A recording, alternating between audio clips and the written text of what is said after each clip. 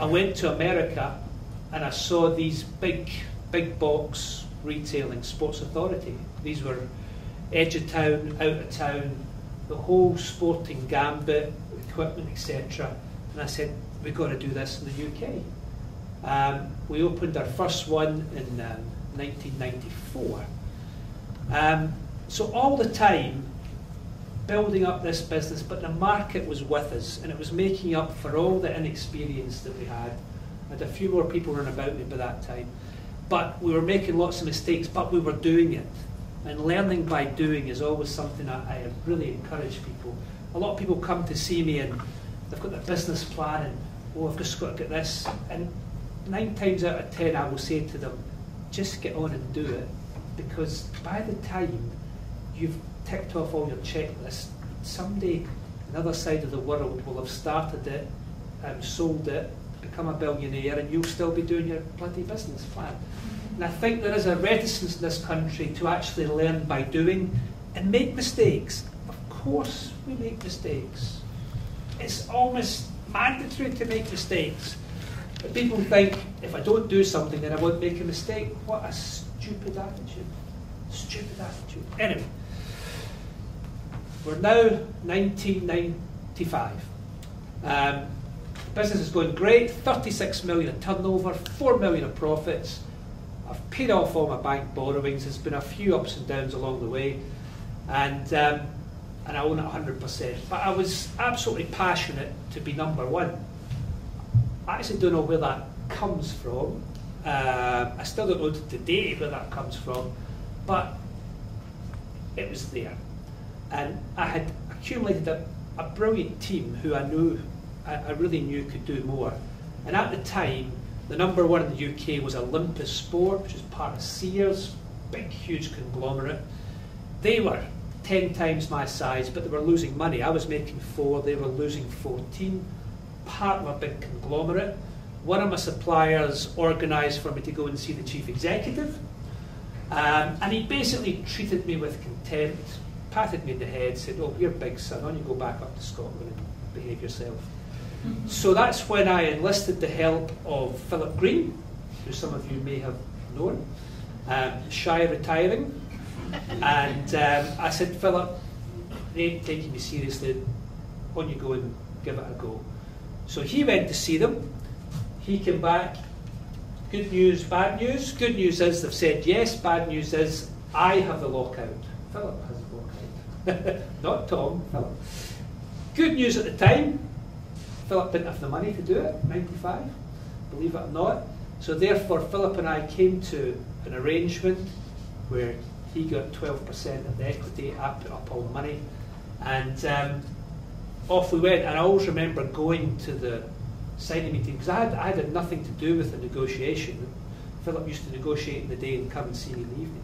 And we went to the signing meeting in Titmus Sainer Deckert offices in the city, and big, huge lawyers' table, and they're all sitting there, and Philip was there, and I walked in, and they were all kind of going, who's that? And Philip said, you better let him in, he's got the cheque. So, we bought that business, as I say, it was 10 times bigger than us, it was losing 14 million. We managed to turn it round. We basically, part of the deal Philip had negotiated, which was part of his genius, was the senior management team, who were very expensive. If we didn't like them after 6 months, we could put them back to Sears. They lasted 6 minutes. And I said, I don't want any of them. I don't like any of them. They're not good enough.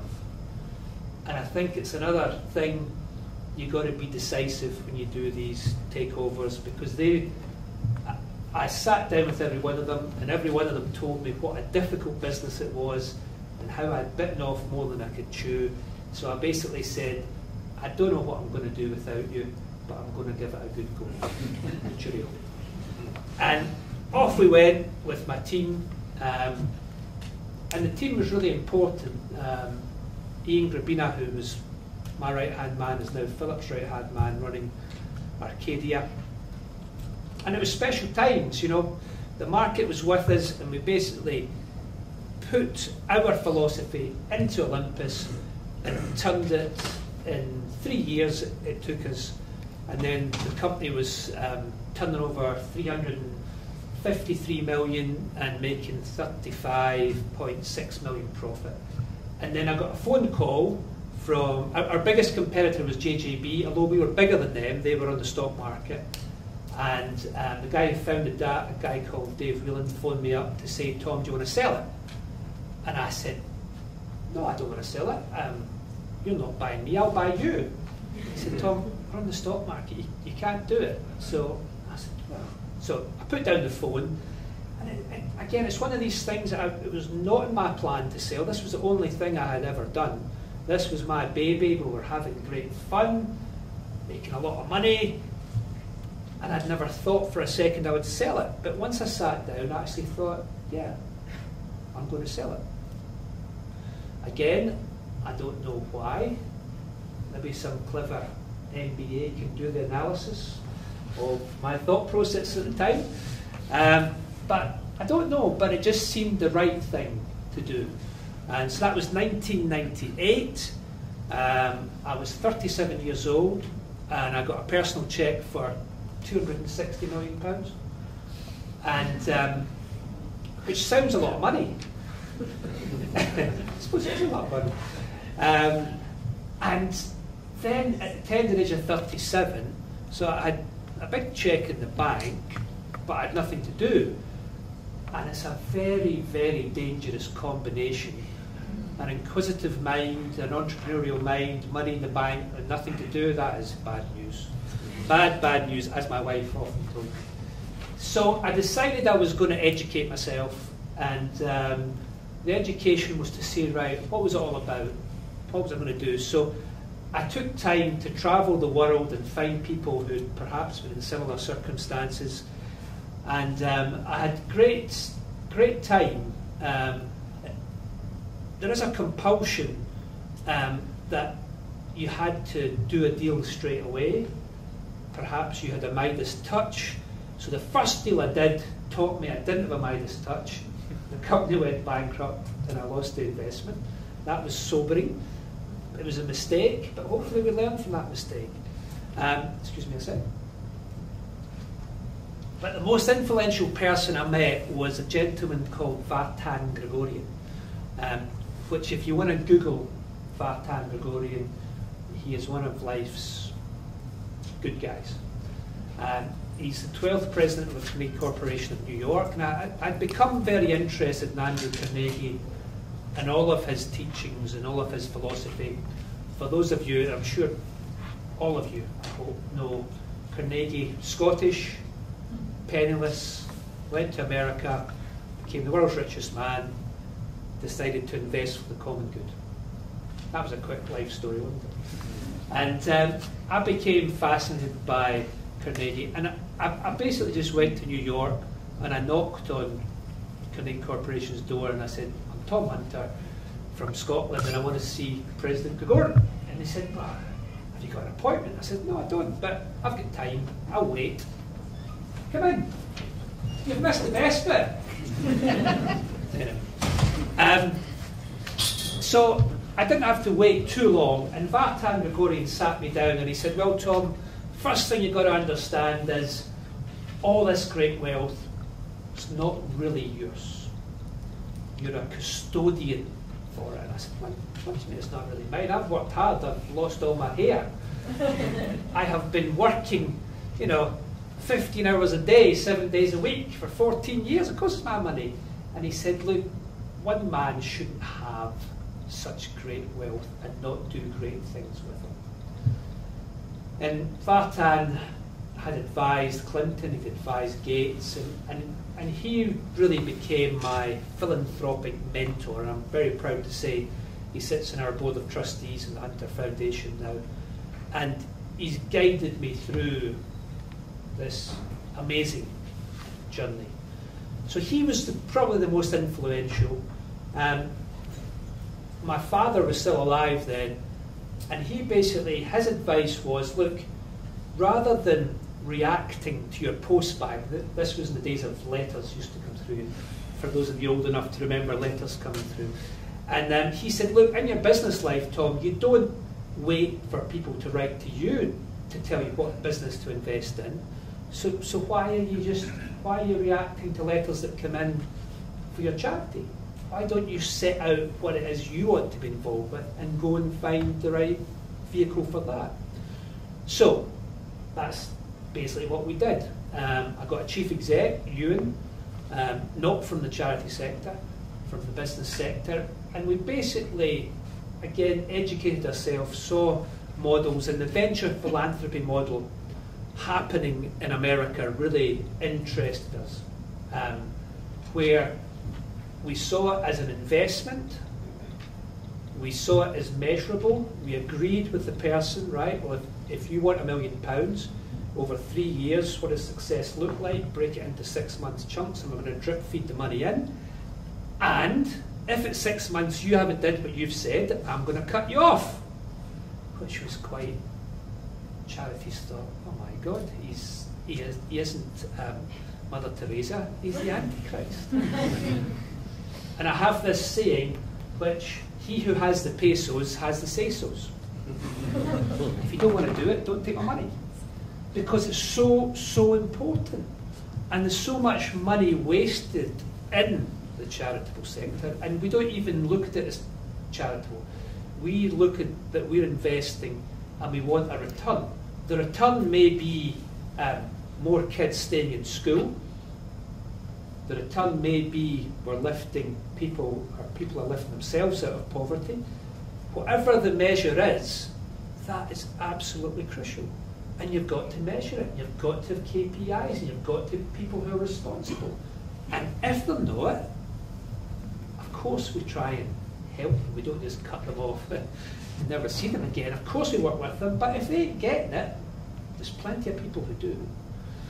So that was quite challenging, both sides. But that's what we went on to do. Some of the things we've done, we do this thing with President Clinton. I hadn't been to Africa by 2005, but the G8 conference was coming to Gleneagles in Scotland, and Africa was number one on the agenda. And I happened to be sitting at a dinner one night in London next to Clinton, and I was grilling him. He's got a lot of information, and he said, "Have you been to Africa?" I said, "No, I haven't been." He says, "Right, you've got to come with me." So, of course, I'll come with you. And which was one of the most amazing experiences of my life. And again, we can get into it in the Q&A, but to see him at work is one of the most inspirational things I've ever seen. We would be on the plane, he would sit with his chief of staff just before we landed. Ira Magaziner was the guy who again sits in our board, saint of a man.